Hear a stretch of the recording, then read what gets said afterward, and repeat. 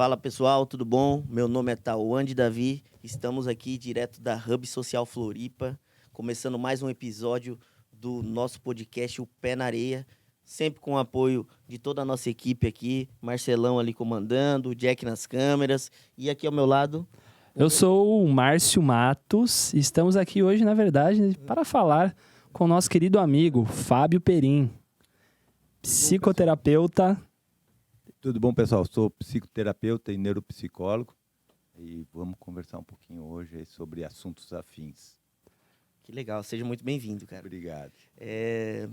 Bom, eu sou uma pessoa que tenho minha tia como psicóloga, já tive um acompanhamento já desde da infância, assim, sabe? Também no processo de mudança aqui para Floripa e tudo mais, né? E Você faz terapia? Eu faço. Terapia, então? Faço terapia. Entendi. Uhum. Ah, que Até legal. com uma psicoterapeuta lá do Campeche. Olha que legal. Legal, vizinha lá. É Renata. o nome Renata, dela. mas você faz online? Você faz Eu faço presencial? online porque eu comecei com ela na pandemia. Foi uma... Pô, que legal. E aí acaba que é um pouco distante. E é legal isso, né, cara? Porque muita gente começou terapia na pandemia e terapia online. Hoje eu tenho meu consultório, atendo. A avaliação neuropsicológica tem que ser presencial, mas hoje eu só atendo online. Acabei com meus atendimentos presenciais. Facilita bastante, né, cara? Mas é igual? Você sente uma distinção? Eu posso falar por mim, né? Tem colegas que têm impressões diferentes sobre isso. Para mim, o tipo de trabalho que eu faço, o resultado é bom. Né? Então, é legal tá com a pessoa presencialmente ali. Eu acho que tem uma série de outras informações que advêm disso, mas a gente acabou adaptando também um pouquinho o trabalho para o online, né? Que nem eu falei anteriormente, a avaliação neuropsicológica, essa sim, necessita ser efetivamente feita presencialmente, né? Mas a terapia, eu acho que a gente está conseguindo ter bons resultados na modalidade online, né? Eu acho que a maioria dos psicoterapeutas tem pelo menos uma parte dos seus pacientes no online, né? Isso abriu um mercado muito grande para psicoterapia, então eu acho que isso é muito bacana. E nesse período da pandemia, cara, esse período foi um período muito interessante do ponto de vista do desenvolvimento da psicologia ou da abertura da psicoterapia como uma prática mais abrangente, né? A população procurando mais isso, né? A gente tem aí um momento de mudança muito grande nas dinâmicas de trabalho, dinâmicas familiares e acadêmicas, né, cara? Isso gerou uma questão de adaptação muito grande para as pessoas, para as crianças, enfim. E aí isso acabou gerando, inicialmente, a primeira coisa que eu percebi, e isso foi interessante, foi um aumento da avaliação neuropsicológica com crianças. Certo? Teve um aumento significativo logo ali depois dos primeiros meses de pandemia. E aí isso é uma hipótese, eu não tenho efetivamente dados para pensar nisso, mas eu fiquei pensando um pouco de estresse, um pouco de dificuldade de adaptação e talvez um pouco dos pais observando mais o aprendizado dos filhos, né, ou observando mais as dificuldades dos filhos e aí se atentando para isso. E aí depois começou a vir os atendimentos online, né? Então também começaram a aumentar. Eu já fazia com outra psicóloga, né? Outra psicoterapeuta antes. E essa que eu faço agora, eu nunca conheci ela pessoalmente mesmo. Eu já estou há mais de 2 anos com ela. Mas eu tenho vontade de uma hora ir lá dar um abraço nela, eu falo para ela. Mas assim, até hoje, para mim, ela foi a melhor que eu já passei. Aqui e você não sentiu diferença? Você já fez presencial e online? Você sentiu diferença? Eu achei muito melhor agora. Muito melhor, assim, tipo... Conversa, da onde você estiver e tal, A preocupação sempre com a psicoterapia online é o ambiente que você vai fazer isso, né? Porque a psicoterapia ela tem uma questão de privacidade que deve ser mantida, né? Uma questão de sigilo para a pessoa poder se sentir à vontade de falar coisas que ela não fala em outro contexto, né? A psicoterapia é um espaço onde é um espaço que você abre para a pessoa poder falar aquilo que ela não fala para outras pessoas em outros contextos, né? Então, essa questão do sigilo ela é muito importante. Esse talvez seja o único empecilho, assim, já aconteceu de algumas vezes um cliente dizer, olha, vou falar baixo porque não sei o que está aqui. E quando ele fala, vou falar baixo porque tem alguém aqui, a amígdala dele já detecta uma ameaça e aí ele já não fala. Não fala como ele gostaria, o que ele gostaria, já é outro contexto de fala, certo? Então isso às vezes pode criar efetivamente algumas situações assim onde você tem uma produtividade maior em termos daquilo que o paciente expõe e como ele elabora aquilo que ele expõe. Mas, de uma maneira geral, eu vejo que funciona bem. Quando a gente consegue essa privacidade, quando a pessoa se sente confortável, para ela, até o fato de não ter que sair de casa é muito bom. Geralmente eu fechava umas 2 portas e ficava lá isoladinho. Então Me fala uma coisa, eu sempre tive muita dificuldade com os termos, né? Como leigo. Você consegue explicar pra gente, entender um pouco melhor, qual que é, se existe alguma diferença do psicólogo, do psicoterapeuta? Perfeito. Como é que são, assim, esses termos, as formações, o que é necessário para os títulos, no caso? Legal. Então, olha só, as ciências psi, né, que às vezes são muito confundidas, psiquiatra, psicanalista, psicoterapeuta, psicopedagogo, né? É uma terminologia que às vezes pode confundir as pessoas de uma maneira geral, né? Então a gente vai começar pelo psiquiatra, né? O psiquiatra é um médico, ele faz a formação em medicina e depois ele vai fazer mais 5 anos em uma especialização que a gente chama de residência para psiquiatria, certo? Então a pessoa que está estudando ali 11 anos para exercer essa profissão. O psicólogo, ele faz geralmente uma formação em psicologia, certo? Essa formação dura 6 anos e essa formação de 6 anos vai habilitar ele a ser psicólogo. E aí ele vai poder fazer uma especialização ou uma formação em psicoterapia. Psicoterapia é um psicólogo que atende em clínica, é um psicólogo clínico, certo? O psicólogo, a formação em psicologia, ela te abre outras possibilidades de entrada no mercado de trabalho, né? Em áreas habituais, como, por exemplo, psicologia nas organizações ou nas empresas, psicologia escolar, psicologia social. Então, existe uma série de outras inserções da profissão de psicólogo, né? E aí algumas variações disso, por exemplo, a gente vai ter psicólogos trabalhando com modelos estatísticos, vamos ter psicólogos trabalhando com inteligência artificial, psicólogos trabalhando na área de mídia, que são psicólogos, mas fazem uma trajetória não tão habitual. E essas diferenciações são especializações dentro da própria universidade ou não? Não, como todo curso, o curso de graduação é um curso mais generalista, certo? Então você sai da psicologia com uma visão ampla da psicologia. Muitos já saem com uma direção e já vem se direcionando para uma área específica, às vezes a partir do estágio, às vezes a partir de interesses pessoais, certo? Mas geralmente você vai ter uma formação continuada aí, né? Fazendo ou uma especialização, lato sensu, né? Ou fazendo algum tipo de pós-graduação stricto sensu, mestrado, doutorado, se você tiver um interesse mais acadêmico, certo? Eu acho que por último só faltou psicanálise e o terapeuta. E a psicoterapia. Bom, vamos lá. Psicoterapia e psicanálise, certo? Elas são coisas diferentes, assim como é diferente da psicologia.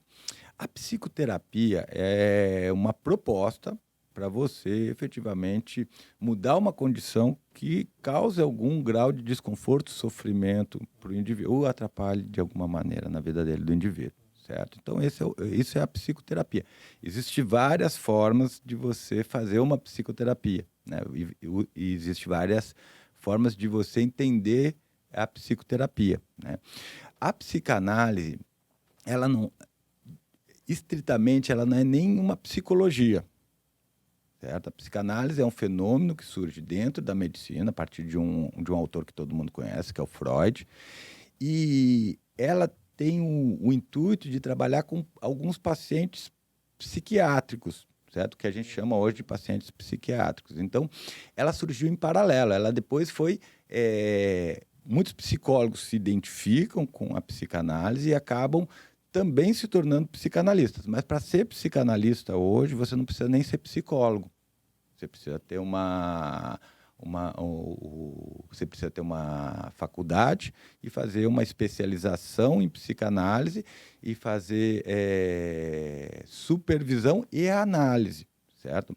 A psicanálise é um processo que se propõe a ser um processo analítico e sem fim, sem objetivo final. Então, é uma coisa que você vai fazendo ao longo da sua vida, você vai lá e fala. A psicanálise, ela pode ter um efeito psicoterapêutico, certo? E isso, desculpa interromper, mas anda alinhado com a medicina? Ou não necessariamente? Hoje não, a psicanálise desviou e derivou Eu não sou psicanalista, né? Eu tô falando isso a termos de curiosidade para fazer essa diferença inicial. Mas a psicanálise, ela acabou também se descolando da medicina. Ela foi muito influente na psiquiatria na primeira metade do século XX, mas depois ela se descolou um pouquinho da medicina, né? Os principais não, mas boa parte dos psicanalistas, inclusive aqui de Florianópolis, pelo menos dos que eu conheço, eles têm um distanciamento da medicina. Eles trabalham muito mais com a questão da linguagem, com a questão de como que nós produzimos significados, certo? Então, é uma prática diferenciada. A psicoterapia, ela tem outros métodos também, né? Eu uso o método que a maioria das pessoas costuma chamar de TCC, que é Terapia Cognitivo-Comportamental. A TCC é um processo terapêutico, um processo analítico também em alguns aspectos, que vem sendo desenvolvido desde o início do século passado, certo? Ela nasce como uma perspectiva ligada essencialmente à psicologia como ciência. Então, ela surge dentro da psicologia científica ou dentro das propostas de se fazer uma psicologia científica, né? Então, ela vai ter uma grande influência, por exemplo, do behaviorismo, né? O behaviorismo é uma ciência da filosofia que explica como é que a gente pode, de certa forma, fazer ciência. E aí, dessa perspectiva, surgiu um método que é a análise experimental do comportamento, certo? Alguns desses dados de pesquisa em laboratório, de pesquisa com humanos, foram usados em alguns procedimentos terapêuticos, como, por exemplo, de sensibilização sistemática, exposição, enfim. E esses procedimentos, eles foram evoluindo na medida em que a ciência foi evoluindo também, certo? Num determinado momento, a gente tinha condições de avaliar alguns processos internos, alguns processos privados, e aí, ou seja, os processos cognitivos, né? E aí a gente estendeu essa análise do comportamento para esses processos privados, esses processos cognitivos, o psicólogo não tem um acesso direto, mas ele consegue a partir do acesso do seu cliente. Sim. Então, a gente consegue treinar esse cliente para ele observar os seus processos cognitivos, trazer as informações para que a gente faça análise. A partir dessa análise, a gente tenta elaborar ou diversificar as respostas que esse indivíduo tem àquele contexto específico. E aí, essas possibilidades, a partir do momento que o indivíduo começa a aplicá-las no seu dia a dia, aí a gente tem o processo terapêutico, certo? Por isso que eu gosto também de separar um pouquinho esse processo analítico, no meu caso, de análise cognitivo-comportamental, do processo terapêutico, porque o processo terapêutico, ele é um processo que ocorre em conjunto com a análise, é dependente da análise, mas ele é um período posterior, né? Ele depende dessa digestão das informações que você tem na análise. Eu vejo bastante que a gente conversa lá, né, e tal, e eu passo tudo, daí quando tem as falhas, ela fala, né, analisa, vê o que você está pensando nesse tempo, né, onde tomar um estresse, alguma coisa, sabe? Em todos os sentidos. E você, analisando todos esses seus pacientes, assim, você tem alguma coisa em comum que as pessoas têm, assim, que talvez traga da infância, ou alguma crença, ou algum trauma. Às vezes a gente vê que tem pessoas que fica algo que sofreu lá na infância que acaba levando ao Cara, ao longo. eu fico pensando em quantas combinações você pode fazer com 10 coisas, Uhum, certo? A quantidade de combinações. Dependendo do número de elementos e do número de complexidades, essas combinações tendem ao infinito. É só você pensar no número de 1 a 9, certo? Ou melhor, de 0 a 9, certo? Então, você tem combinações que tendem ao infinito. E todos nós temos uma série de fatores que são comuns, certo? Que dizem respeito à nossa questão de humanidade, certo? Agora, a maneira como esses fatores estão combinados, ela é única, certo? Então, ela é muito específica. Então, tem uma série de aspectos que vão aparecer em todas as falas, em todos os discursos. Algumas preocupações são mais frequentes do que outras. Por exemplo, preocupação com a nossa imagem é uma coisa muito frequente na gente, né? Mas você acha que, por exemplo, preocupação com a imagem dentro da profissão é uma demanda que ela veio, ela tá mais evidente agora, com o avanço da rede social, ou há 10 anos atrás, há 15 anos Não, atrás? sempre teve isso. A gente sempre foi preocupado com a profissão. A maneira como os outros nos enxergam é muito importante para nós. Eu sempre falo isso, nós somos animais sociais. A primeira coisa que a gente tem que fazer para entender o ser humano, é entender que a gente nasce dentro de uma sociedade totalmente dependente de cuidados humanos e que nós vamos ter todo o nosso processo de desenvolvimento mediado por outras pessoas, certo? Então, a gente é uma extensão do que os outros foram antes da gente. Então, não tem como a gente pensar em termos de padrão de produção cognitiva sem pensar nessa realidade que nós somos animais sociais, certo? Como nós somos animais sociais, como a gente vê em muitos outros animais sociais, a maneira como, e principalmente em primatas, a maneira como você se vincula aos outros dentro do grupo, ela pode te dar uma série de vantagens, certo? Então, em primatas, em geral, o macaco mais forte não é necessariamente o dominante, né? O macaco é mais político, que vai ser o dominante, né? Aquele que estabelece mais redes de apoio e com essas redes de apoio consegue alcançar um nível de liderança. E por que ter liderança? Por que ter essa rede de apoio é importante para os primatas, em especial, por exemplo, para os chimpanzés, gorilas, bonobos? Por quê? Porque isso garante para eles acesso à comida, acesso a sexo e acesso à proteção extragrupo e intragrupo, certo? Então, de certa maneira, para nós, a questão social de como que nós nos vinculamos às pessoas, de como que as pessoas nos veem, é um aspecto que diminui muito a nossa ansiedade, certo? Quando a gente se sente incluído, pertencente, a gente tem uma diminuição muito grande da ansiedade, porque a gente tem alteração nos nossos sistemas de neurotransmissão no cérebro. A gente tem um circuito especial para isso. Geralmente a gente fala comumente da ocitocina, ela tem uma grande participação nisso, né? Mas de uma maneira geral, a gente vê toda essa questão da imagem social como uma questão que para nós é muito importante. Óbvio que no contexto que a gente está hoje, diante das demandas que a gente tem, a forma como nós alteramos o ambiente, nossa volta, às vezes isso acaba ficando descontextualizado. Mas por que eu chamei a atenção dessa questão relacionada à autoimagem? Porque ela é uma questão muito frequente, certo? Ela vai aparecer de diferentes formas. Seja, por exemplo, em sentimentos de desamor, de não se sentir amado, de ficar exigindo, cobrando certas atitudes das pessoas, seja em relação ao seu corpo, a como ela se vê, como é que ela se enxerga, seja em relação ao seu trabalho, ao seu desempenho no trabalho. Então, vários fatores são atravessados por essa questão da nossa...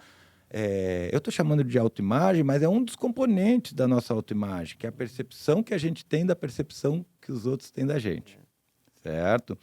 Então, esse componente da autoimagem, ele é importante e, às vezes, ele está hipertrofiado. Às vezes, as pessoas são mais sensíveis a isso, certo?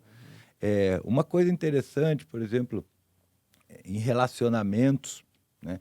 É muito comum eu perguntar assim, tá, mas onde está doendo? Está doendo na perda, na saudade, ou está doendo na tua autoimagem, na tua autorreferência?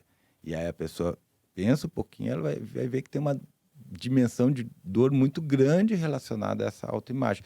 E ok, não tem erro nisso, porque a gente vai sentir isso, a gente não tem escolha em relação a sentir ou não sentir isso, certo?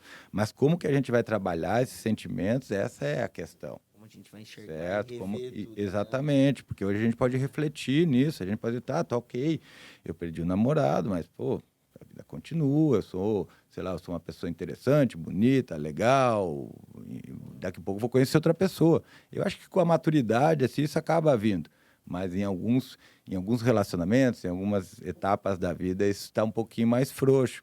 E cada vez que a gente soluciona um desses problemas, a gente acaba aderindo ou trazendo um repertório maior e mais capacidade e competência para lidar com situações futuras, porque a gente tem uma diversidade maior de experiências. Sim. Certo? As pessoas gostam muito de me provocar com a questão da liberdade, né? Eu digo que liberdade depende de um repertório amplo, né? Então, na medida em que você vai se submetendo a mais experiências e vai ampliando o teu repertório, você vai tendo mais possibilidades de escolha. Você acha que mais possibilidades trazem escolhas necessariamente melhores para as pessoas? Depende.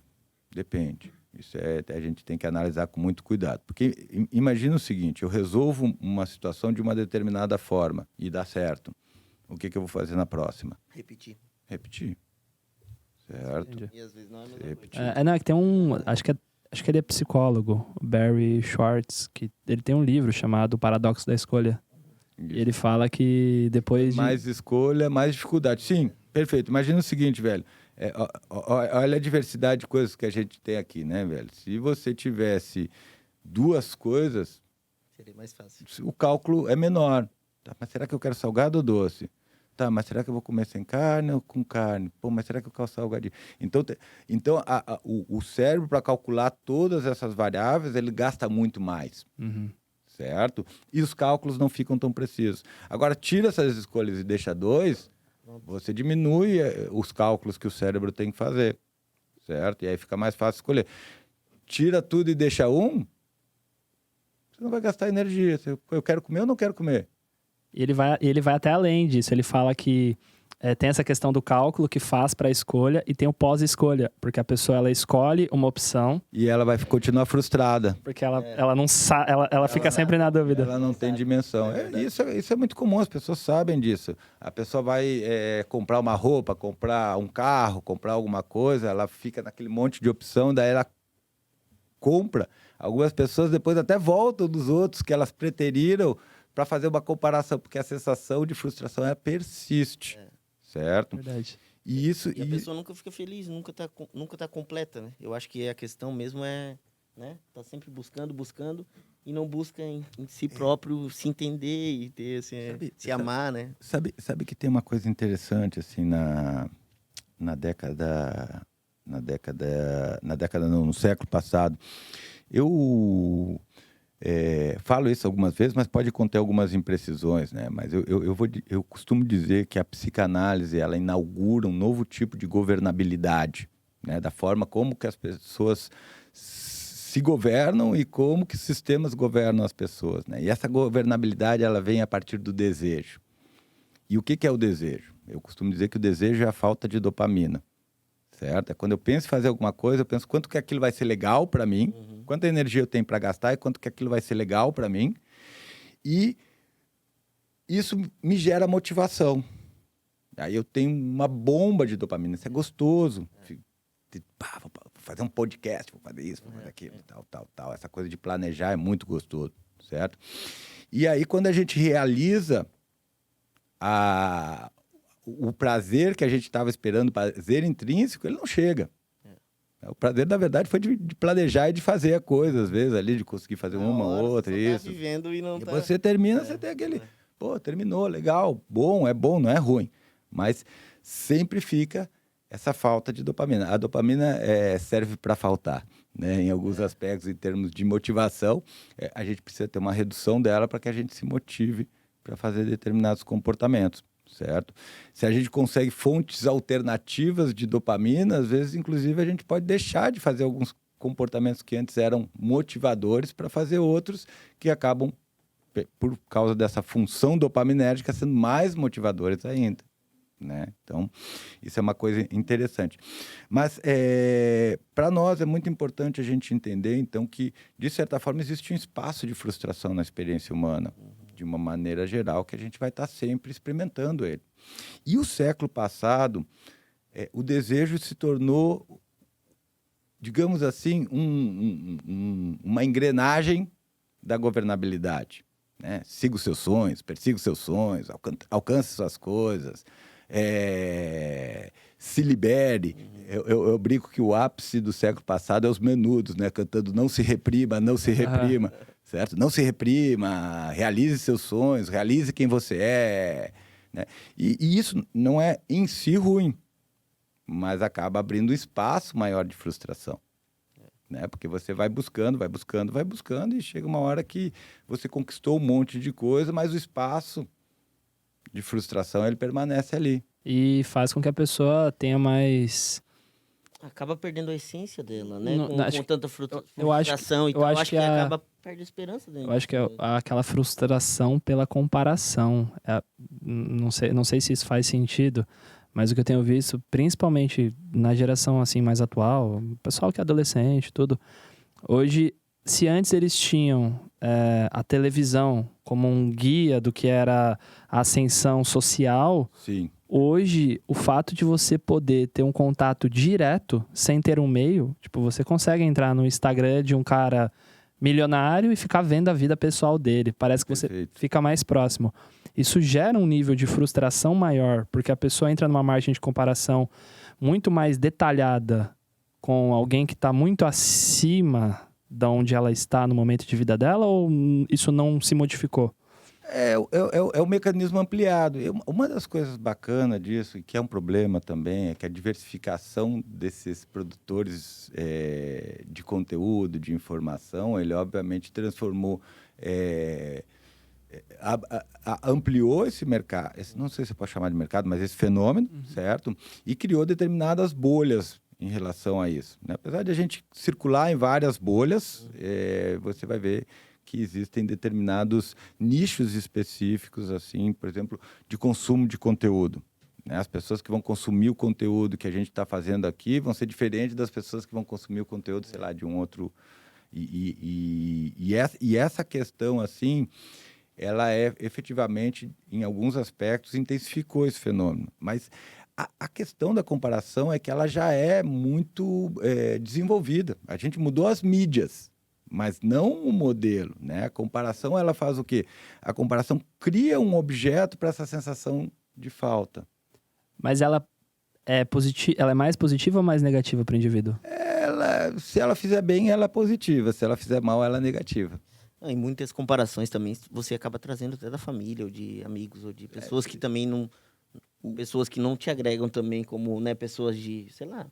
Os padrões sociais, eles os padrões, mudam muito, né? Mas o que a gente tem que pensar é que hoje a gente estava falando de escolha, né? A gente tem muito mais padrões para se identificar, né? A gente tem uma quantidade de informações culturais muito grande. Por exemplo, quando eu era adolescente, eu gostava de ler gibi, sempre li muito gibi. A gente tinha uma editora muito grande e uma outra, certo? Então, você lia geralmente material que vinha dos Estados Unidos, na maioria das vezes. Tinha bastante, ali no meio da década de 80, começou a ter bastante influência dos quadrinhos europeus também, mas, em geral, a maior parte das informações ou dos quadrinhos vinham dos Estados Unidos. Hoje você tem uma diversidade de produtor, e hoje você tem mangá, que é um negócio meio diferente, certo? Eu, por exemplo, nunca fui leitor de mangá, mas minhas filhas... Adoro. E tem gente desenhando mangá no mundo todo. Tem. certo? E isso para mim é um fenômeno interessante, né? Em termos de como que as referências vão mudando. Certo? Então você tem referências, você tem muito mais referências do que você já teve. Pô, hoje a gente vê um monte de série sul-coreana. Nossa, muito. Eu vejo várias. Caramba, cara, os caras fazem uns negócios legais. Eles são bons. Eles são muito bons. Então isso para mim que acaba de certa maneira assim sendo interessante, porque de novo a gente tem mais possibilidades de identificação, a gente tem mais informação e a gente tem mais experiência pronta. Isso é uma coisa importante para a gente falar, porque a gente está falando de comparação. Né? Eu costumo pensar que a gente tem 3 formas de adquirir experiência. Uma é diretamente no contexto, fazendo e errando e até que você acerte e faz uma coisa. A outra é vendo alguém fazer, certo? A gente chama isso de aprendizagem social ou aprendizagem vicariante. A outra é alguém falando para você, te dando uma instrução. A gente chama isso de aprendizado por comportamento verbal. O aprendizado por comportamento verbal ele é muito bacana, porque ele te passa várias informações que você nunca viveu. Mas nem sempre você vai levar elas para você, né? Nem sempre, mas antigamente, toda a informação de aprendizagem social que a gente tinha, não que a aprendizagem por comportamento verbal não seja uma aprendizagem social, mas aqui a gente está falando basicamente de aprendizagem visual, certo? De você olhar a pessoa fazendo uma coisa, ver que ela se deu bem com aquilo e repetir aquele processo, certo? Então, quando você pensa na linguagem ou no comportamento verbal como um comportamento que, de certa forma, pode mediar experiências, isso é muito importante para a psicologia, pelo menos para a minha perspectiva e para a minha abordagem. Por quê? Porque imagina o seguinte, eu gosto de dar muito esse exemplo, imagina que você nunca teve um relacionamento na vida, certo? Como é que você pensa em um relacionamento? Você pensa a partir das informações visuais e das informações verbais que você recebeu. Então, você vai montando a partir do conjunto de experiências que você tem anteriores, conjunto de experiências afetivas, vai tentando criar um modelo daquilo, do que será um relacionamento. E aí você vai construindo, de certa forma, algumas regras que dizem respeito ao que é um relacionamento. Você constrói uma série de regras sobre o que é um relacionamento sem nunca ter vivido um. Certo? E aí você entra no relacionamento com esse conjunto de regras, muitas vezes rígido, tendo que lidar com um relacionamento que é muito mais fluido, que é muito diferente disso. Daí você olha para a regra e para o relacionamento, o que sobra? O espaço de frustração. Né? Normalmente, nesse espaço de frustração, a gente abandona o relacionamento e fica com as regras. Certo. E você acha que nesse caso, ou enfim, no geral, o erro é o melhor professor do que os acertos para a pessoa? Cara, depende. Depende de como você processa as informações, certo? É por isso que você está falando da análise, né? Por isso que a análise é importante, porque a análise vai te dar uma segunda chance de olhar para essa situação e ver quais foram os fatores que influenciaram na tua decisão e quais as consequências dessa tua decisão. Certo? Então, o erro ele só é produtivo quando esse erro passa por uma análise. Certo? Pode ser uma análise individual, o que eu faço, podia ter feito isso, dá muito melhor, porque ter acontecido isso, ok? Certo? Ou pode ser que necessite de uma análise com a ajuda de um profissional, para você entender uma parte do contexto que você não está conseguindo enxergar. Certo? Cara, e me diz uma coisa, você tem todos os seus pacientes e tudo mais, como que essa carga de informações chega até você e como que você dilui isso da sua vida, né? Você acaba tendo acompanhamento com outro psicólogo? Você geralmente a gente tem ou supervisão, ou o psicólogo faz terapia também. A maior parte dos psicólogos faz terapia. Hoje eu não estou fazendo, certo? Mas é comum os psicólogos terem tanto a supervisão, que é onde você vai lá com questões relacionadas ao atendimento que você está falando, e fazer psicoterapia também. E por que a psicoterapia é importante para os psicólogos? Porque quando eu estou falando as coisas aqui, eu estou mandando uma série de informações que eu vou dizer assim que elas são parciais, certo? Você que vai ter que construir o significado dessas informações. Você que vai ter que pegar essas informações e começar a montar elas para que elas se tornem compreensíveis para você. Então, o que você vai fazer? Você, por exemplo, agora você provavelmente está lembrando, buscando coisas do teu processo terapêutico, porque é a referência experimental que você tem disso que eu estou falando, certo? Então, o que o paciente me fala nunca é... Eu nunca estou ouvindo o que ele diz. Eu estou ouvindo o que me é possível escutar. Certo? Essa escuta ela é enviesada pela minha própria experiência. Por isso que, em geral, fora a parte de psicoeducação, o psicoterapeuta ele não vai ficar te dando conselho do que fazer na tua vida. Não vai dizer, olha, faz isso, faz aquilo, porque esse conselho parte da experiência pessoal do psicoterapeuta. O espaço terapêutico é um espaço do cliente. Então, o que o terapeuta tem que fazer ali? Ele tem que, de certa forma, estar atento ao que o cliente fala, mas estar atento ao impacto do que o cliente fala nele. Certo? Esse processo a gente chama de transferência. Né? Quando, por exemplo, sei lá, o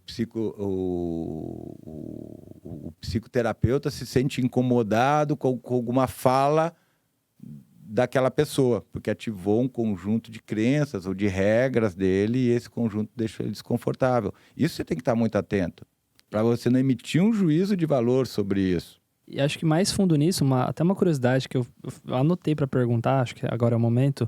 Existe um protocolo, por exemplo, para um paciente que vem para dentro de um atendimento e confessa um crime, por exemplo? Existe um protocolo dentro do ensino? Existe sim. Existem questões éticas aí que são importantes, né? Obviamente, quando envolve, por exemplo, riscos para o próprio cliente e para terceiro, existem alguns mecanismos que a gente pode acionar para, de certa forma, garantir o sigilo, que o sigilo ele é sagrado, certo? E de certa forma, para proteger o indivíduo. Né? É importante que isso tenha, mas é efetivamente uma situação complicada, né? Porque eticamente a gente é que nem um advogado, médico, qualquer. O que o paciente te fala é sagrado. Porque se o paciente não tem essa confiança, certo? Ele não vai te falar. Isso é uma questão, pode parecer besteira, mas isso é uma questão muito importante dentro da psicologia.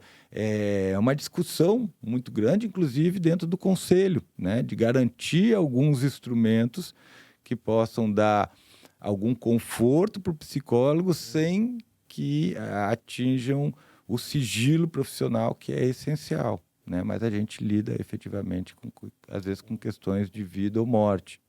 Né? Pode acontecer. E aí a gente também tem que pensar, de certa forma, na segurança do indivíduo e na segurança social. Mas, em geral, quando os pacientes falam isso, a gente já está muito bem. Imagina O delegado já está ali fora, porque a gente já desvendou.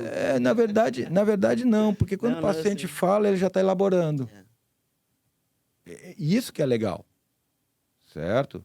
Eu nunca tive um paciente que revelou um crime ou alguma coisa assim, mas pensamento suicida, ideação suicida, planejamento, isso é frequente. Caraca. Certo? Isso existe com uma certa frequência.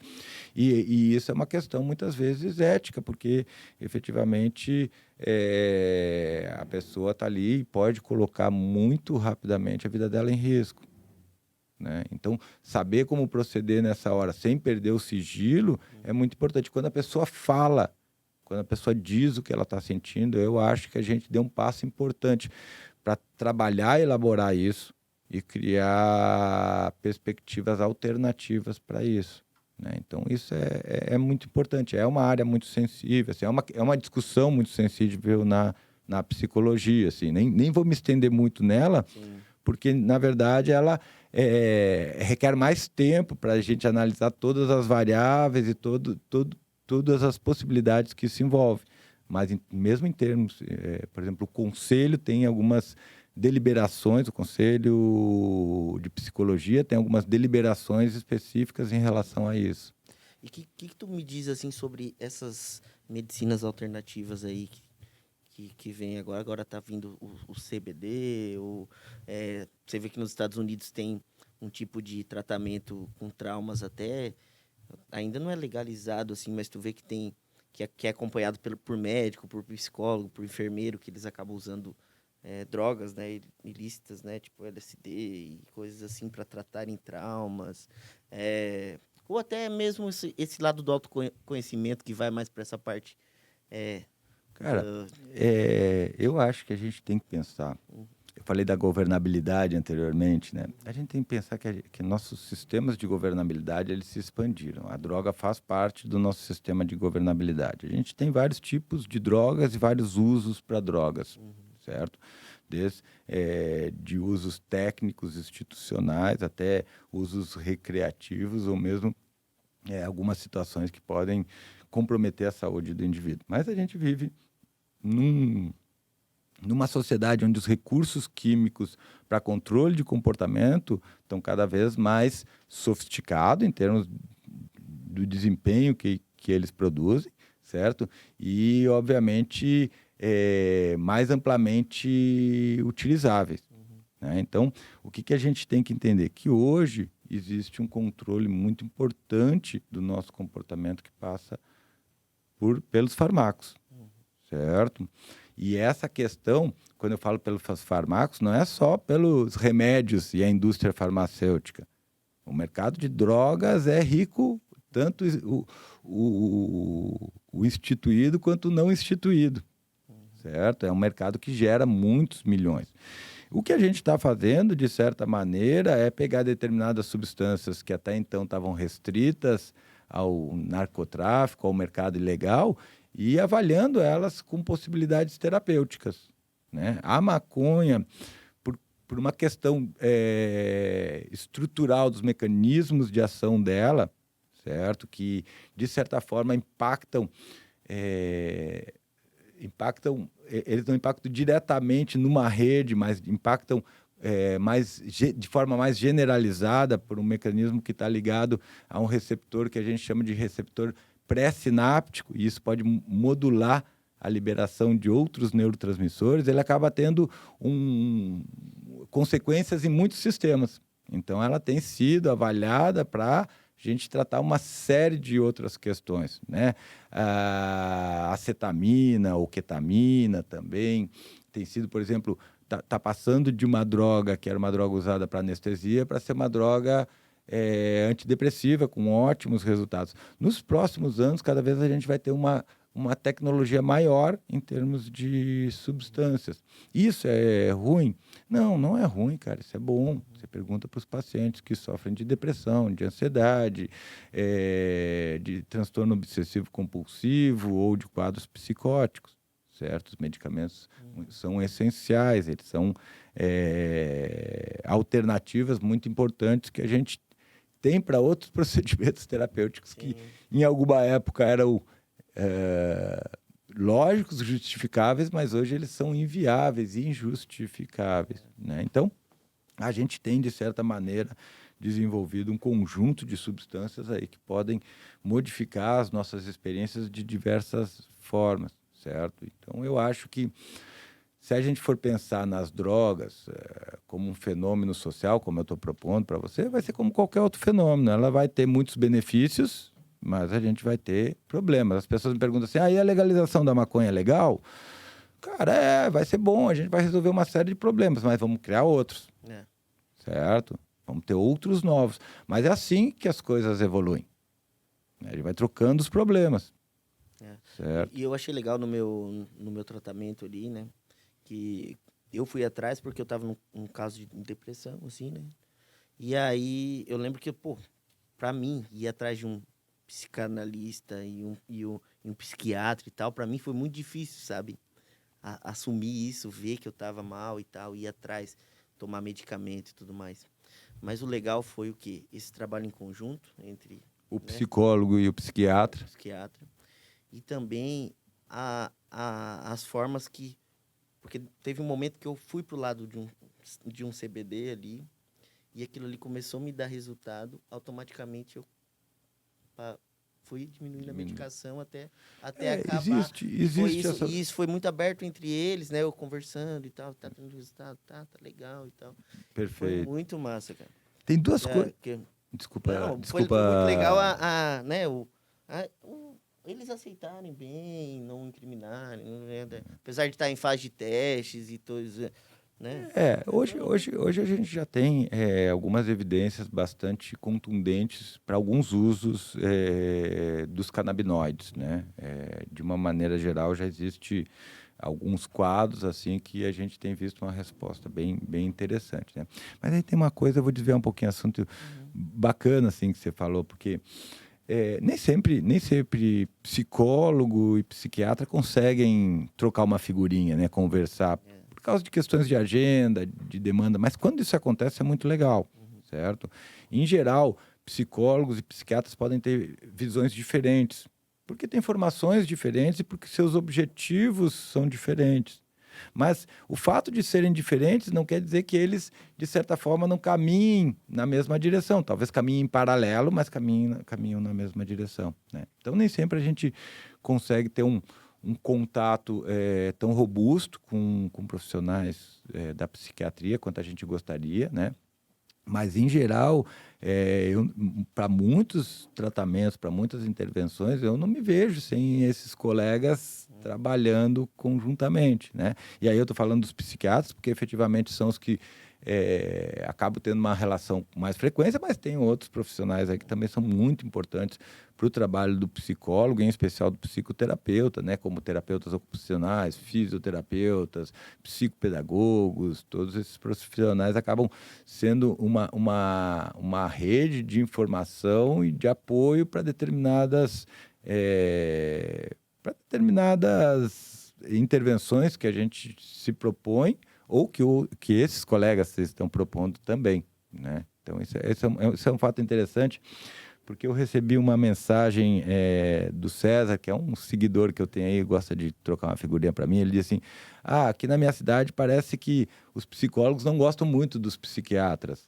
Cara, não tem como o psicólogo gostar ou não gostar do psiquiatra. O psiquiatra é um profissional, ele tem o trabalho dele. Daí ele falou, mas é porque o psiquiatra só receita remédios. Não, mas peraí, como assim só receita remédio? Ajustar a medicação é um negócio extremamente difícil. O cara estudou um monte para isso, certo? Então, assim, é uma coisa que, de certa maneira, me parece contraproducente. Porque você tem um cara ali que está trabalhando junto com você numa outra perspectiva, abrangendo uma outra dimensão da vida do indivíduo. Enquanto que o psiquiatra ele é especialista em doença mental, o psicoterapeuta é especialista em conduzir esse processo analítico.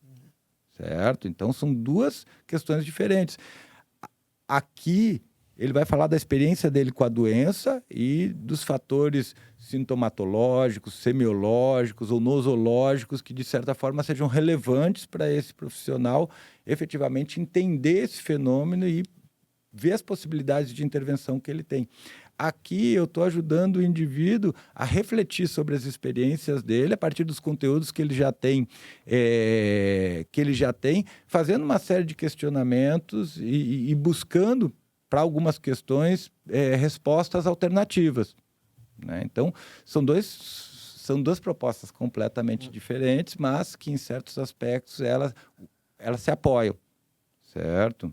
E você, dentro ali da sua juventude, quando você decidiu pela formação acadêmica, como é que foi esse processo para você? Sempre foi muito certo ou você passou por outras decisões? Cara, foi por falta de escolha.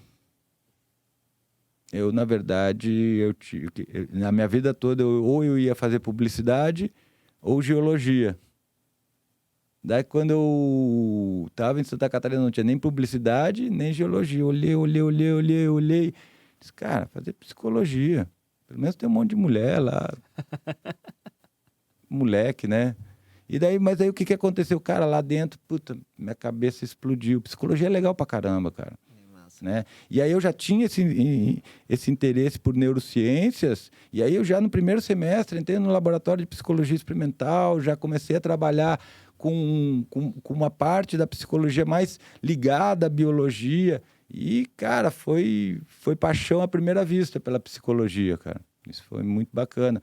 E eu acho que a maioria das pessoas tem interesse muito grande em psicologia. Sim. Psicologia é uma área que desperta nosso interesse. Todos nós, de certa maneira, consumimos conteúdo de psicologia, direta ou indiretamente, né? Nossa, eu consumo bastante aquele filósofo lá, o Sadhguru, que é um indiano, não sei se tu sabe. Sim, já ouvi falar, nunca li nada dele. Não, é muito, muito bom os pensamentos, as coisas. É um cara que semanalmente eu tô ali, ó. Como que você acha que quando você começou lá atrás, há 20, 30 anos atrás, não?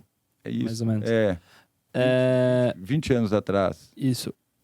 22, para ser bem preciso. Para você, quando começou a entrar esse lance de rede social, do Instagram, popularizar smartphone, como é que foi para você a transição da profissão, de você ter o seu mundo offline, dos atendimentos e tudo mais, e de você ter esse adicional também de ter uma figura na internet, de se posicionar? Foi algo natural? Foi algo que você pensou? Cara, eu acho que a questão da internet, a partir do Instagram, assim, a gente começou a ver um movimento, assim, já o Instagram, em um determinado momento, um pouquinho antes ali da pandemia, ele já virou o teu cartão de visita, né? Então, antes a gente tinha o cartão de visita físico, você acabava fazendo Instagram. Eu tenho uma clínica, a gente montou o Instagram da clínica, até que eu resolvi montar um Instagram profissional. Mas assim, é muito difícil criar conteúdo para o Instagram. A pessoa pensa que, a gente trabalha pra caramba, né, para criar conteúdo. Quem cria conteúdo sabe disso, né, cara? Então não é uma coisa que você consegue fazer com qualidade sozinho, né?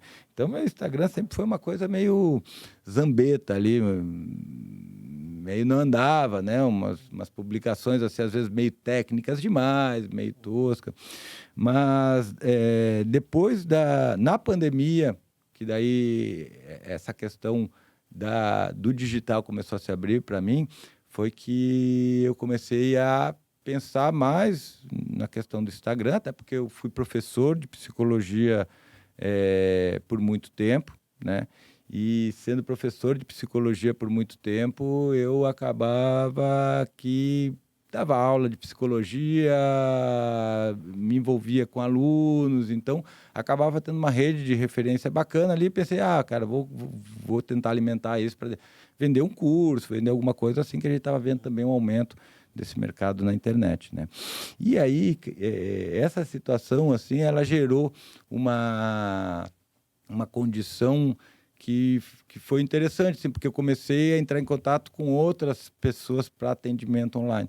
E aí eu acabei conhecendo um monte de gente, acabei conhecendo uma pessoa específica, não sei se vocês conhecem, o Wesley. O Wesley é um cara que tem uma projeção muito grande na internet. Reservatório de dopamina, dopamina, né? Isso, do reservatório de dopamina. É um cara que tem uma projeção muito grande, é um cara que trouxe essa discussão das neurociências, trouxe para a evidência essa discussão das neurociências, em especial essa coisa das neurociências aplicadas à vida cotidiana, né?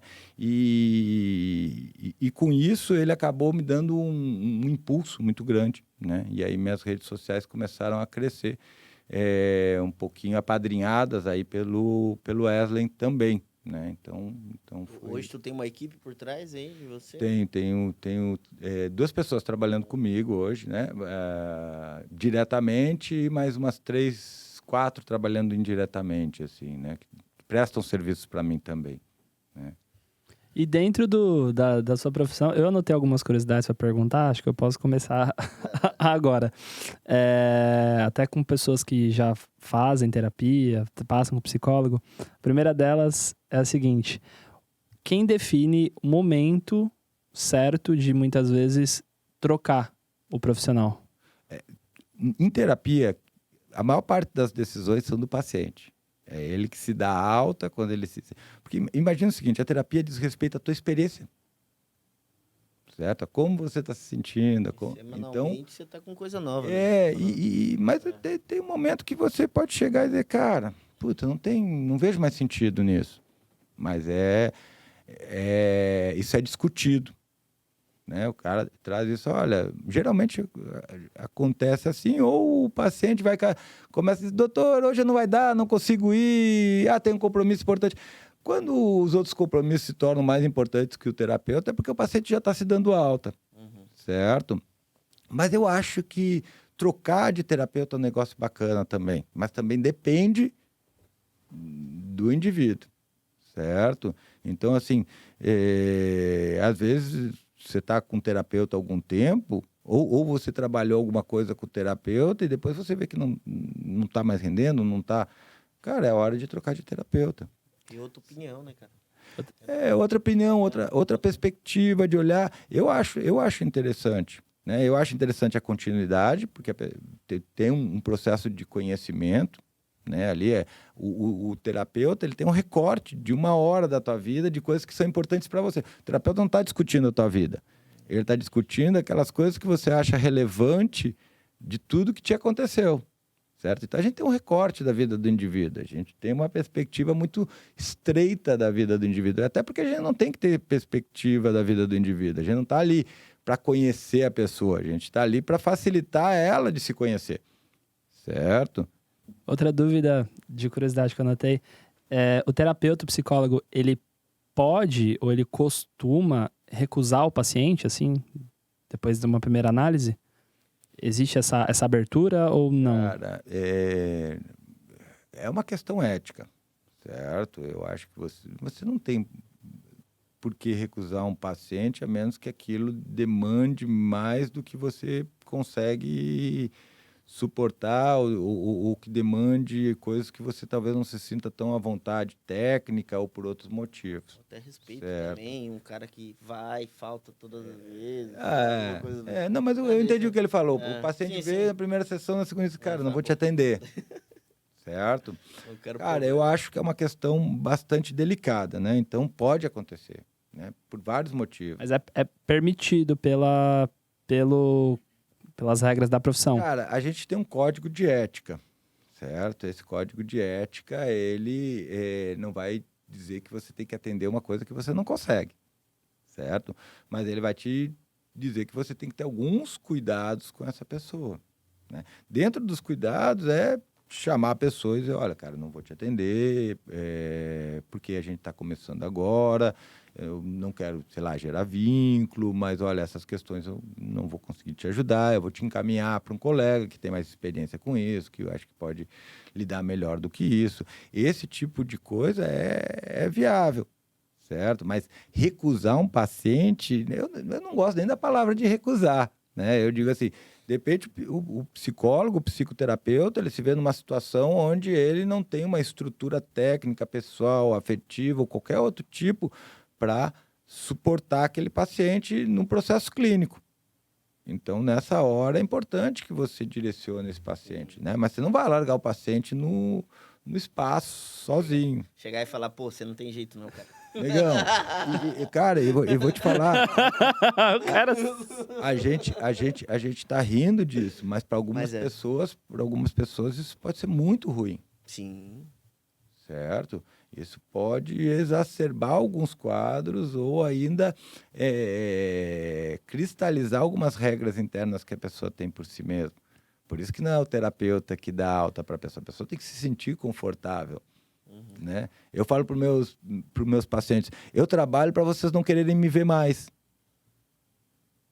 Para mim, quando o paciente some, óbvio, depois de um tempo e um processo terapêutico, que eu avalio que ele está mais legal, eu acho bacana, porque é sinal que a nossa relação chegou no final. E, por exemplo, você tendo consultório físico, querendo ou não, você hoje com a internet você atende de todo o Brasil, mas o consultório físico, acredito que até no passado, já aconteceu, por exemplo, de você estar atendendo um paciente e ele tá te contando uma história e alguma coisa relevante, algum fato relevante da vida dele. E depois, tu atendeu um outro paciente e tu começou a ver uma visão da mesma história e você correlacionou. Porque por geolocalização já pode acontecer. E nesse caso, você pode continuar com os 2 pacientes ou não? Cara, olha só, isso é uma questão técnica e vai depender também da perspectiva com que o terapeuta trabalha, certo? Então, o que acontece, velho? Quando uma pessoa te conta alguma coisa, você cria uma imagem disso que a pessoa está te falando. Quando outra pessoa te conta uma coisa, você já tem essa imagem da primeira pessoa como referência, certo? Então, você vai ter uma outra perspectiva. Você sempre vai botar o que o outro está falando em perspectiva com o que aquele paciente falou anteriormente. Mas, cara, como eu falei anteriormente para você, o que o terapeuta pensa, desculpa o termo, foda-se. Foda-se, você tem que olhar e analisar a experiência daquele indivíduo a partir do que ele conta. A realidade não é o que aconteceu. Na terapia, a realidade não é o que aconteceu, é o que o paciente conta. A análise é sobre o que ele fala, é sobre o comportamento verbal dele. Certo? Porque eu não tenho como estar lá, eu não sou juiz. Certo? Então, de novo, essa é a questão onde o terapeuta ele tem que entender que a perspectiva dele não vale nada. A perspectiva dele tem que ser técnica, é encaixar a pergunta certa no lugar certo. Ou deixar o paciente falar para que ele, em alguns momentos, se dê conta de alguma coisa. Ou, quando ele fala muito, fazer a psicoeducação, dizer, olha, cara, isso que acontece, é um mecanismo assim, geralmente acontece isso, olha, vamos fazer isso, propor algum tipo de intervenção. Mas, fora isso, é muito importante que a gente entenda que, quando o indivíduo está ali falando, é um fenômeno único, não existe outro igual, não existe outro ponto de vista sobre aquilo. Na terapia, o único ponto de vista que importa é o do cliente. Certo? Eu não estou ali para estabelecer uma verdade social, eu estou ali para ajudar o cliente a construir seus sistemas de regras e aí aquelas que ele coloca valor de verdade.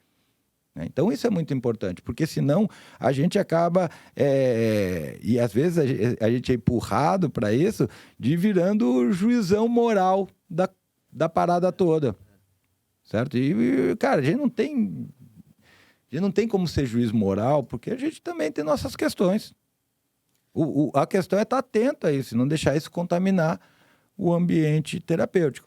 E aí, terminando a resposta, para algumas perspectivas, a ideia é que não, por causa dessa contaminação. Outras vão achar que isso não é problema, desde que o terapeuta tenha alguns cuidados, né, com a maneira como ele faz esse manejo dos pacientes, né? Então, vai depender do conjunto epistemológico de conhecimentos e o grupo de técnicas que esse terapeuta lança para fazer esse processo. Certo? E também da situação como um todo. E acho que a última pergunta desse ciclo de curiosidades, a gente tem visto muito na internet falar-se sobre o TDAH. E eu tenho, pelo menos no meu ciclo assim, de amigos, pelo menos uns 10 assim, diagnosticados com TDAH. Hoje, o diagnóstico expôs uma condição que sempre existiu, ou a condição de evolução de tecnologia, telas e etc., impulsionou esse desenvolvimento dessa condição do TDAH? Como é que isso acontece? Cara, são muitos fenômenos. A primeira coisa que a gente tem que entender é que a doença mental é uma doença histórica, ou seja, é um recorte do tempo e do espaço, certo? Coisas que eram diagnóstico anos atrás, hoje não são mais consideradas doenças mentais. Outras coisas que não estavam na nossa linha de visão, hoje são relevantes para a gente, certo? A segunda coisa que a gente tem que falar é que existe dentro disso uma série de perspectivas que dizem respeito a questões filosóficas, políticas, sociais e econômicas, né? Por exemplo, Educação, né, cara? Educação, antes da Primeira Guerra, a gente não tinha uma questão de direitos humanos tão forte como a gente tem agora, certo? Então, isso também colocou uma perspectiva, criou uma política do que a gente entende como saúde mental, e isso vai mudando a perspectiva. As questões tecnológicas. Cada vez a gente desenvolve mais estratégias terapêuticas, a gente tem conhecimento melhor do funcionamento, conhecimento do funcionamento molecular, certo? Então, de uma maneira geral, os diagnósticos psiquiátricos de doença mental, eles vão evoluindo. Tanto do ponto de vista do indivíduo, né, do ontogenético, o indivíduo pode começar com um diagnóstico e terminar com outro ao longo da sua vida, mas também historicamente. Então, volta e meia, a gente desenvolve recursos ou começa a ter problemas que não existiam antes. Certo? Por exemplo, seja o grau de sofisticação de informações que nós temos que ter para trabalhar. Certo? Seja o grau de disponibilidade de informações que a gente tenha, seja o tipo de desenvolvimento e a ênfase no nosso processo educativo. Todas essas questões, de certa maneira, vão impactar na forma como o cérebro se adapta ao ambiente social. E, a partir disso, a gente pode ter condições que são bastante deletérias. Certo? Nesse momento da nossa história, talvez questões de desempenho cognitivo elas estejam sendo mais exigentes, certo? Esteja sendo mais exigente, a gente se cobrando mais por elas, certo? A gente tem um ambiente que é cheio de facilidades, mas em termos de processamento de informação, ele é muito complexo. E essa complexidade, ela pode criar uma série de barreiras, de dificuldades para a gente. Certo? No geral. O diagnóstico de TDAH é um diagnóstico importantíssimo. E ele tem que ser feito com profissionais qualificados para isso. Certo? Eu vejo um monte de gente dizendo que tem TDAH. Não tem TDAH, às vezes tem uma função menos desenvolvida porque está num ambiente menos habilitador para essa função. Mas para você falar que você tem TDAH, você tem que passar no mínimo num psiquiatra, na melhor das hipóteses, certo? Mas geralmente num psiquiatra, num neuropsicólogo para fazer a avaliação. Esse psiquiatra vai fazer alguns testes, certo? Antes, esse psiquiatra pode querer tratar alguma outra coisa que ele identifique. Então, você foi lá dizendo, eu tenho um transtorno de déficit de atenção. Daí ele começa a te perguntar, como é que está a alimentação, como é que está o sono, como é que você reage a essa situação. Ele diz, cara, olha só, vamos primeiro tratar a tua ansiedade e depois a gente vai passar para o transtorno de déficit de atenção. Isso é uma coisa muito importante, quer falar. O tratamento psiquiátrico não é ir no médico uma vez. O acompanhamento psiquiátrico, ele é mensal. E é importante que seja assim, para o médico ter uma ideia da evolução da tua doença. Certo? Então você tem que falar, melhorou, o que melhorou, o que piorou. Porque com essas informações adicionais, ele vai tendo um corpo de conteúdo melhor para ter mais precisão no diagnóstico dele. Certo? Então, a primeira vez que você... Bom, acho que se qualquer médico, né? Você vai num cardiologista, ele vai dizer, olha, fazer esse exame e volta daqui. Né? Daí, em face dos exames, ele vai vendo. O psiquiatra, a gente não tem ainda exames confiáveis que detectem doenças mentais. Existem algumas tentativas e talvez no futuro a gente tenha alguns exames que consigam detectar doenças mentais com alguma precisão, mas hoje não tem. Hoje a gente precisa dessa expertise do psiquiatra, certo? Que é um cara que fica muito tempo atendendo pacientes com doença mental e estudando sobre doenças mentais. Então, isso é importante da gente frisar. O TDAH é uma doença que ganhou popularidade porque ele fala de dificuldades cotidianas da gente, das nossas distrações cotidianas, da nossa falta de percepção, da nossa falta de percepção de tempo, da nossa falta de planejamento, e que pode ocorrer por muitos motivos. Entre esses muitos motivos, o TDAH é um deles. Eu gosto muito, discuto muito, tem um curso só sobre isso. São mais de 20 horas falando isso, sobre funções executivas. Que é uma coisa que está na boca da maior parte das pessoas, mas eles não entendem a dimensão e a complexidade do que é as funções executivas, a complexidade de fenômenos que envolve isso, que a gente chama de funções executivas. São milhares de circuitos no cérebro processando informações isolada e conjuntamente. Certo? Então, a gente tem uma série de circuitos aí que vão envolver nesse processamento atencional, né? Por exemplo, a via dorsal da atenção, que envolve o córtex pré-frontal, dorso lateral, com córtex parietal posterior, o Default Mode Network, que é uma via que envolve estruturas do córtex pré-frontal ventromedial, com estruturas do pré-cúneus e estruturas da linha média parietal.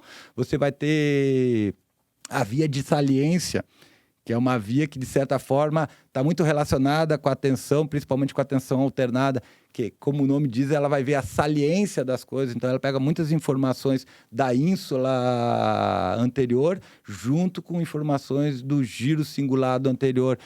E essas regiões vão se conectar com regiões subcorticais ainda. Então, a gente tem um monte de circuito aí importante que a gente agora está explorando eles e conhecendo como que eles funcionam. Então, quando a gente fala de transtorno de déficit de atenção, a gente está falando de uma coisa que pode efetivamente ser uma condição específica, mas pode ser um conjunto de desabilidades. Você não acha que está ligado direto à educação já nas escolas e tudo mais? Porque assim, eu pergunto isso porque final do ano passado eu entrevistei o professor Maurício, que ele é secretário de educação da cidade. E aí, na mesma semana, teve uma reportagem que a cada 10 crianças até 5 anos, 6 em Santa Catarina nascem com um QI alto. E aí, quando vão para as redes de ensino, aquilo ali acaba indo para aquela coisa tradicional e não sendo... E ele é uma pessoa que ele não é a favor desse ensino que tem, sabe? Assim, ele é secretário. Ele é justamente de direcionar, né? Cara, eu concordo com ele. Eu acho que no Brasil, de uma forma geral, a gente tem um desperdício de talentos, certo? Eu observo, já falei isso em outro podcast, nossa população tem uma capacidade cognitiva muito grande. Quando eu falo nossa população no Brasil, certo? Eu acho que, de certa maneira, a gente tem um gargalo muito grande na educação, que permite com que esses talentos não cheguem a situações ou posições que eles poderiam ocupar e que eles poderiam, de certa forma, favorecer muito a nossa sociedade e a nossa economia, certo? Então, eu faço uma metáfora, dizer que nem você estivesse num garimpo e tivesse com uma peneira muito fina. Cai os grãos de areia, cai os grãos de ouro, mas as pepitas grandes todas passam. Todas vão junto com o cascalho. É isso que a gente está fazendo em muitos aspectos com a nossa educação. Eu fui professor por muitos anos, sou psicólogo, sou neuropsicólogo, eu dou muita importância para as experiências, principalmente aquelas experiências que, de certa forma, ajudam no nosso processo de formação das experiências que dão forma às nossas experiências, certo? Pode parecer um pouquinho paradoxal isso, mas depois, em outro momento, eu explico. E isso faz eu acreditar que todo o nosso desenvolvimento passa pela educação. Não é só o desenvolvimento econômico, o desenvolvimento social, cultural, das relações interpessoais, todos eles vão passar pela educação. Nós temos, historicamente, um sistema de educação muito difícil de administrar, seja pela dimensão que ele tem, seja pelas diferenças culturais, seja pelos desníveis que a gente encontra. É uma educação... tem um termo, eu esqueci o autor, que diz assim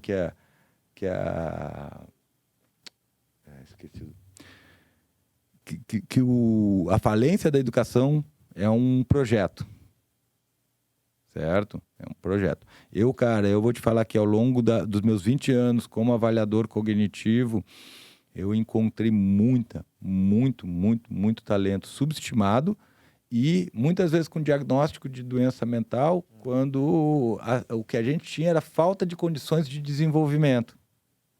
E isso é triste, cara. Isso é triste. É isso que eu falei, a imagem da pepita de ouro indo embora. Certo? Porque isso é uma coisa importante pra gente, certo? Inteligência depende de genética? Depende, cara. Com certeza depende. Mas a nossa genética é boa. Certo? Porque ela é uma genética diversificada. Então, eu acho que... Onde é que eu acho que a gente está falhando? A gente está falhando em não criar um sistema que acolha esses talentos. Quando eu falo acolha esses talentos, é no sentido de, pô, cara, esse cara tem possibilidade de seguir aqui para frente, certo? O sistema educacional que a gente tem é um sistema disciplinar. Apesar de a gente ter algumas propostas de escolas novistas, algumas propostas diferenciadas de educação, me parece que o sistema disciplinar ele persiste ainda. Eu não sou totalmente contra o sistema disciplinar. Eu acho que tem que ter algumas coisas. Eu acho que o sistema disciplinar ele é efetivamente em muitos aspectos importantes. O problema é como aplicar esse sistema. Eu costumo dizer, a educação ela tem que ser um desafio. Ela tem que ser, a criança tem que se sentir desafiada ali. E tu acha que não falta um pouco de atitude do professor? Porque, não, eu digo assim porque eu vejo que às vezes, eu já repeti de ano, né? E eu lembro que era a mesma prova do ano passado, era do ano... Escola pública, o aluno não repete hoje em dia. Não, hoje em dia não. Cara, mas eu vou te falar que... Você hoje em dia, falta valorização. Hoje em dia, né? hoje em dia, você vai ter um cara lá na favela do Rio de Janeiro, que ele tem um telefonezinho bosta ali, e ele está aprendendo a programar olhando vídeo do YouTube, sabe, cara? Então, assim, a questão não é a educação como um filtro, mas a educação como um acesso. Quando a gente fica nessa coisa, o professor não avalia direito e tal. O professor não avalia direito porque ele não tem condições de avaliar.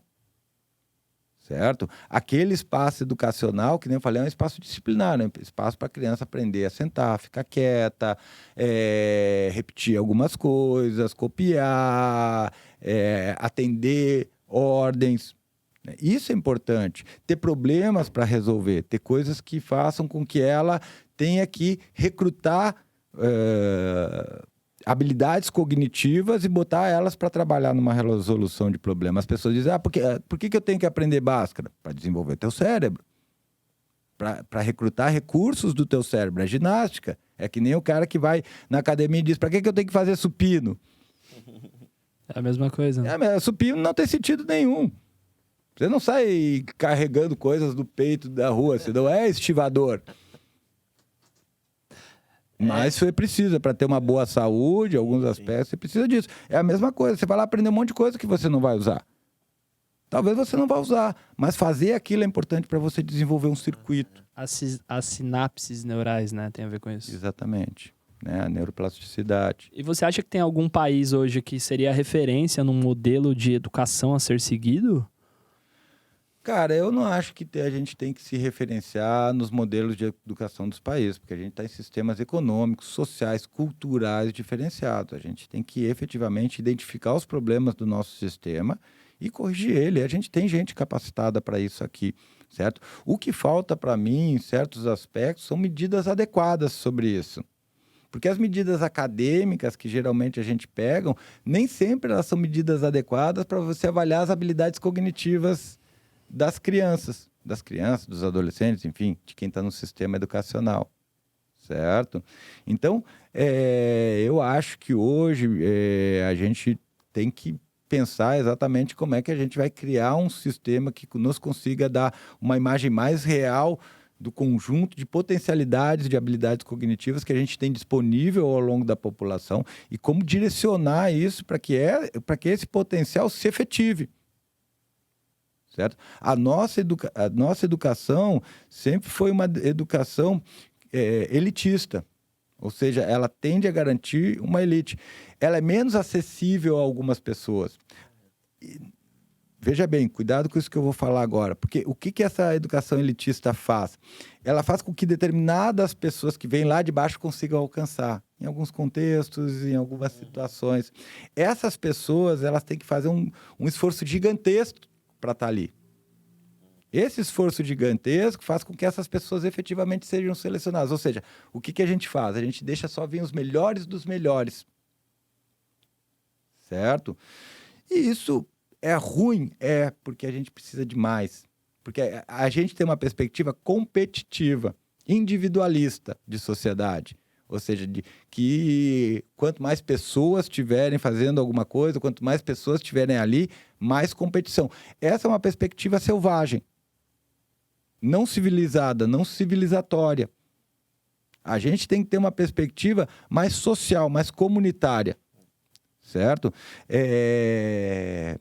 Eu já vejo esse assunto aí que você falou até no pessoal aí de mão de obra e tal. Você vê que nunca ninguém fala bem do outro, né? Que se é da mesma Sim. área, se é do mesmo...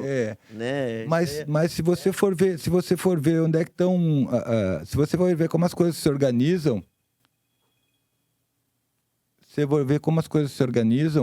vai ver que essas pessoas estão juntas. Sim. Você vai, por exemplo, você vai lá no centro, você vai no médico, você chega no prédio que tem que é o teu médico, e quase todo prédio é de médico. O prédio onde eu tenho a clínica é quase todo de psicólogos. Certo? Se você for para São Paulo, você vai ter bairros especializados em determinados produtos, sejam roupas, eletrônicos e assim por diante. A concorrência, ela é boa, ela nunca é ruim. Ela catalisa o mercado, ela agrega o consumo, certo? Então eu não vejo a concorrência como ruim. Essa perspectiva da concorrência é uma perspectiva muito individualista. Ela está muito mais ligada ao medo de perder do que à vontade de ganhar. A concorrência é sempre boa. A concorrência faz bem para as pessoas, a menos que você tenha sentimentos de baixa eficácia, que você não se veja capaz, não se veja competitivo, acha que não vai dar conta, aí ela pode se tornar ameaçadora. Mas, de novo, tudo isso aí está baseado numa perspectiva muito individualista, né? A gente vive uma perspectiva individualista dentro de uma sociedade. Não tem como. Você tem, mas você tem que fazer o balanço. Você tem que fazer o balanço. Como a gente tem uma hipertrofia da individualidade, acaba que a gente não consegue ver esse efeito de conjunto, né? E nisso a neurociências ela foi muito bacana comigo, né? Porque foi ali que eu aprendi que o efeito de conjunto é que determina a atividade do indivíduo, certo? No final das contas, nós somos parte de uma grande rede neural que atravessa a nossa calota craniana, né? E se você fosse apostar hoje todas as suas fichas no futuro, claro que é impossível da gente prever, como é que você tem enxergado essa introdução de novas ferramentas, principalmente de inteligência artificial, dentro dos mecanismos de trabalho, especificamente, né? Tanto de criação de conteúdo, quanto de programação, quanto de substituição? Eu chamo isso de exocórtex. É uma camada nova no nosso sistema cortical e eu acho que a gente vai estar cada vez mais integrado a ela, certo? Hoje, qualquer coisa que você tem dúvida, você não pergunta para fulano, você abre o Google. Você acha que a gente vai ser híbrido no futuro? A gente já é. A gente já é, cara. Isso aqui já é uma extensão nossa. Já é. É nosso cérebro, nossa memória está aqui. A gente já é. A gente vai cada vez mais ser uma interface. Daqui um pouco, com os projetos que tem aí, você vai ter um assistente virtual o tempo todo com você lendo a tua atividade neurocognitiva. Isso te deixa otimista ou pessimista? Nenhum dos dois. Curioso. Certo? Esse é um tempo que não vai ser mais meu. Eu não vou estar mais aqui. Você tem filhos, né? Tenho. São novos? Não, eu tenho uma de 22, novos, são todos novos. Uma de 22, uma de 16 e outro de 5. Mas isso é problema deles. Isso aí. Certo? Isso não é problema meu. Eu sou curioso, quero saber como é que... isso aí. Ele tem que resolver os problemas do mundo dele. Eu tentei resolver os meus. Minha geração não foi muito legal com o mundo, mas... né? A gente fez o que a gente achava que era certo, né? Quer dizer, nem sempre, mas a maioria das vezes. E você dá... até tem uma discussão muito grande sobre isso na internet. Para menor de 5, né? 5 anos. O celular, claro, óbvio. Ela não evita esse contato. A gente tem um tempo para ele. Não é liberado. É bem menos do que ele gostaria. Com certeza. Né? Mas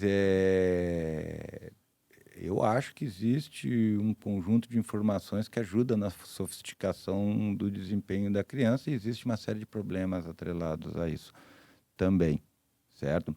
Mas eu acho que crianças pequenas, elas precisam ter experiências corpóreas, elas precisam aprender a explorar todas as interfaces do corpo dela com o ambiente, porque é uma idade onde elas estão num desenvolvimento muito grande dessas redes subcorticais. certo? Então, quando você limita o ambiente físico da criança, ainda que ela tenha um conjunto de informações muito grandes pelas telas, você deixa de certa forma, estimular uma série de recursos que mais tarde podem fazer falta para essa criança, né? Então, eu acho que o cuidado com telas tem que ser muito grande, né? Agora, eu acho impossível a maioria das famílias conseguir evitar isso, até porque elas já estão totalmente mergulhadas na tela. E essa vai ser a primeira geração, se a gente for para pensar, a realmente crescer com um smartphone de última geração na mão. Exatamente. Vai ser a primeira, a gente não sabe o impacto disso, né? Que idade você tem? Eu tenho 28. Você é a primeira geração que nasceu com internet, acesso total à internet, já nasceu plugado, né? Já nasceu com uma entradinha. É que eu não tive em casa. Era discada, né? Mas já era. Não tinha nem discada em casa. Já era. Não tinha. Até 17, 18 anos não tinha. Mas como é que você enxerga? Você acha que não tem como achar, né? A gente tem que esperar acontecer. Mas esse processo de consequências mesmo. Dessas telas, de tudo. Cara, é difícil de avaliar. Esperar, né? É difícil de avaliar, né, cara? Eu imagino que... Se parar para pensar, cara, o rádio começou no início do século passado, certo? Mas o rádio é a base de tudo isso que a gente tem aí. Eu estou localizando no rádio, mas óbvio que tem outras mídias que já existiam ali, a imprensa. Então, o que a gente tem, cara? A gente tem uma melhora abrangente da disponibilidade de informação por todos os indivíduos, certo? Então, isso é interessante, né? A gente pode pensar, assim, qual é o papel da sociedade, da humanidade em termos globais, certo? Eu não sei te dizer o que é isso, mas eu sei que a gente tem adquirido nos últimos anos, nos últimos 300, 400 anos, uma capacidade muito grande de acumular e compartilhar informação, certo? E tecnologia, obviamente, decorrente dessa informação. Eu acho que isso, efetivamente, vai influenciar no nosso desenvolvimento. Agora, para onde isso vai, eu não sei se isso é bom ou ruim, é muito difícil da gente precisar, certo? Na verdade, eu acho que isso vai depender dos problemas que a gente vai criar no futuro. Então, conforme é isso que eu falei, a gente resolve um problema para criar vários outros, né? As pessoas dizem, mas o celular isso, o celular aquilo, isso, fica sem celular. Vai para uma fila de banco. Não tem como. Vai pagar uma conta numa fila de banco. Não tem como. Não tem como. Certo? E as crianças estão se adaptando ao meio delas, que é muito diferente do meu meio. Cara, é impressionante, eu nunca pensei que fosse viver isso como pai. Mas essa quebra de paradigmas de geração. A minha geração é uma geração careta, hoje. É uma geração mais conservadora. Né? A minha geração, de certa maneira, se você for ver, é uma geração produto de uma série de questionamentos e de quebras e de rupturas que ocorreu no século passado. As décadas de 60 e 70 foram décadas que, de certa forma, trouxeram uma série de questões paradigmáticas, epistemológicas, que até então não eram muito localizadas. Mas os anos 80 deve ter sido legal pra caramba de viver, né? Putz, foi, cara. Foi. Eu costumo dizer que os anos 80 foi o início da globalização, de a gente ter acesso a informações, a uma dimensão muito grande de informações de diversas partes do mundo. Certo? Depois veio a internet, ali em meados da década de 90, a partir de 93, 92, e isso explodiu. Certo? Mas ali, eu acho que ali a gente tem um momento assim que a gente pode pensar, não sei se uma ruptura assim, mas tem um momento importante assim, em termos de tudo que a gente está vivendo hoje. Ou talvez porque tudo que a gente está vivendo hoje seja produto desses últimos 50 anos, 40, 50 anos. Pós-guerra, né? Esse pós-guerra. Cara, mas é isso aí. Pra mim aqui, tudo certo. Tirei minhas dúvidas. Nossa, eu aprendi um monte de coisa. Eu gostei também, cara. Foi diferente. Falei de várias coisas que não tinha comentado ainda, porque pessoal fica muito nessa questão de neurociências, né? E Aham. vocês abordaram mais a questão de psicologia, do processo terapêutico. Achei bem bacana. Tem alguma pergunta que você sempre quis responder que nunca te fizeram? Ou alguma mensagem que você sempre quis passar? Cara, tem uma coisa que eu gosto de falar e que ninguém entende a importância disso, né? Porque eu costumo dizer assim, a psicologia a psicoterapia é um espaço para a organização da experiência do cliente. E quando eu falo de experiência, ninguém entende o que é a experiência, mas tem uma questão epistemológica muito importante para mim aí, em termos de definir o que é experiência. Porque um dos grandes problemas da psicologia sempre foi definir o seu objeto de estudo. Ah, mas é a mente, é o comportamento, é a consciência, certo? E a gente vai ver aí, praticamente o século XX todo, esse debate foi muito grande entre as diferentes perspectivas de entender isso que eu estou chamando de experiência humana, né? E por que é difícil? Porque a experiência humana é uma coisa singular, cada um tem uma. Certo? Então, é muito difícil você chegar a um consenso pensando que tem dois sistemas diferentes processando a mesma informação. Certo? Então, a ideia de experiência, quando eu falo da ideia de experiência, eu falo a ideia não só do que a gente está vivendo agora, mas de como que as nossas vivências anteriores estão, de certa forma, sendo a base do processamento dessas experiências agora. Então, a nossa realidade, na minha perspectiva, ela é uma construção. Ela não depende só de alguma coisa que está acontecendo fora de mim. Aliás, ela depende muito pouco das coisas que estão acontecendo fora de mim. E de como você... Ela vai depender, efetivamente, de como que o meu sistema nervoso central capta essas informações e elabora elas. Cada vez que ele elabora uma dessas informações, ele cria uma camada nova de processamento. Certo? Por isso que eu falei no começo da nossa conversa, que quanto maior o teu repertório comportamental, maior a tua flexibilidade, certo? Porque você tem vários níveis ou camadas de experiências aí para lançar a mão, para resolver um determinado problema, uma determinada situação e criar um comportamento inusitado que você não tinha antes, certo? Então, esse conceito de experiência, apesar de ser um conceito muito simples, aparentemente simples, é um conceito que, quando você começa a refletir, ele é muito importante. Porque, eu já falei isso em outras ocasiões, não tem nada que esteja fora da nossa experiência. O absoluto é a nossa experiência. Pelo menos para o indivíduo. Certo? Então, acho que essa é uma coisa que eu gosto de falar. Porque ela tá na base do meu pensamento, da forma como eu enxergo a psicoterapia, da forma como eu enxergo a neuropsicologia, a avaliação neuropsicológica, é efetivamente esse conjunto de experiências que media e que produz e que constrói a nossa próxima experiência. Então, essa questão para mim é relevante. Legal, você tem um produto digital, né? Você... Tem mas eu não estou oferecendo. Eu tenho um curso, ele está aberto, tem pessoal fazendo, que é um curso de funções executivas. É um curso super completo, eu gosto bastante, assim,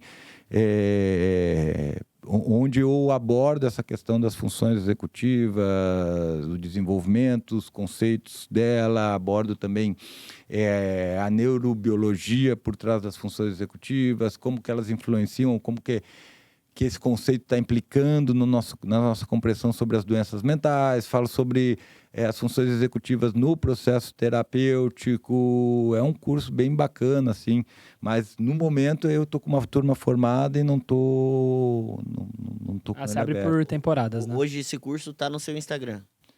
Não, hoje Ele esse tá no curso site, tá fechado, por enquanto. Tá fechado. Tá fechado. Só o pessoal que está fazendo que tem acesso a ele.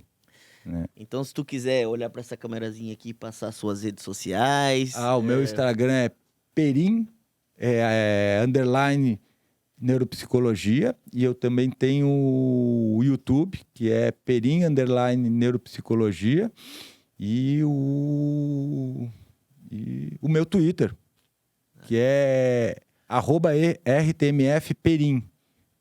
Muito bom. Certo? O Twitter é um lugar polêmico. Eu vou lá para... Captar. Eu vou lá para observar o que tem de pior no comportamento humano. A cracolândia da internet, o Twitter é muito louco. Não, mas é legal, o Twitter é legal, é um espaço de ódio. A gente tem que ter espaço de ódio. O ódio faz parte das nossas emoções. Ali é um lugar onde as pessoas vão para se atacar e para se criticar, mas é um lugar de construção de ideias e de ideias importantes. Tem pessoas muito importantes e muito influentes no Twitter. É difícil as pessoas que se manifestam e que produzem conteúdo e manifestam as suas posições permanecerem no Twitter. O Twitter é um lugar altamente seletivo. Né? Por isso que eu fico ali quietinho, só ouvindo. Mas eu acho que ele tem uma importância na construção de um discurso social, de algumas reflexões, onde as pessoas se sentem à vontade para falar um monte de merda. Certo? E aí, quando você começa a ver as discussões que surgem, ali tem muitas discussões importantes, tem muitas discussões que eu via só no âmbito acadêmico e que surgem ali dentro. Então, é um espaço de ódio, é um espaço de raiva, é um lugar para cancelar as pessoas, para... dentro do Twitter ocorre um monte de crime, certo? Um monte de crime. Mas, ao mesmo tempo, ele é um espaço fértil para discussão de ideias. Né? Animal. Perfeito. Cara, muito obrigado Eu pela que sua agradeço. presença. Prazerzão Foi aí. muito bom. Tamo junto. E com certeza eu vou ver esse episódio umas 2 vezes pra ter entendendo, tá? Quando quiser, chama de novo. A gente tá Não, Vamos com chamar. A certeza, gente com vai certeza. entrar com o ciclo do ao vivo, né? É ao vivo. Ah, A gente legal. fazer uma mesa, assim, com convidados de áreas diferentes. Ia ser muito Isso legal. aí. Muito legal. Isso eu acho que é uma boa ideia, assim, porque daí você discute o mesmo Aham. assunto por vários pontos de vista. Então, no próximo episódio, traremos aqui um coach para... Pode ser. Eu converso com todo mundo, cara. Eu Animal, converso animal. com todo mundo, né? Você perguntou dessa coisa das práticas alternativas. Eu vejo como alternativas. É, o nome já diz, né? Alternativas, o cara pode procurar. O que eu acho problemático é quando você coloca uma prática que não tem evidências robustas num programa de saúde, né? E principalmente se ela, de certa forma, se você deixa, de certa forma, de oferecer outras práticas que são mais evidentes, né? Fora isso, eu acho que existe uma série de processos de cura, né? Que envolvem uma série de tradições, pensamentos, crenças de pessoas que dentro do seu contexto, dentro da sua relevância, pode fazer bem para aquela pessoa, pode pelo menos ajudar ela a elaborar um significado diferente para aquilo que ela está passando, né? Então, eu sou... Depende da crença também, né? Muitas vezes a cura tá dentro de nós mesmos, né?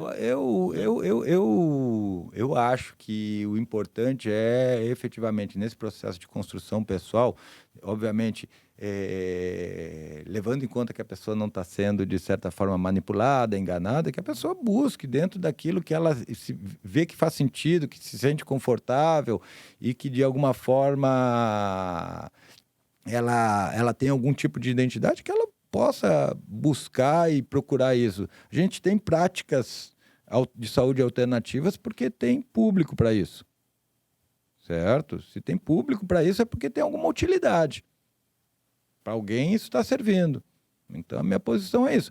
Elas, obviamente, não podem, enquanto não tenham um registro de evidências grande de que elas podem, para a maior parte das pessoas, trazer benefícios, eu acho que a gente tem que ter restrições a elas como alternativas.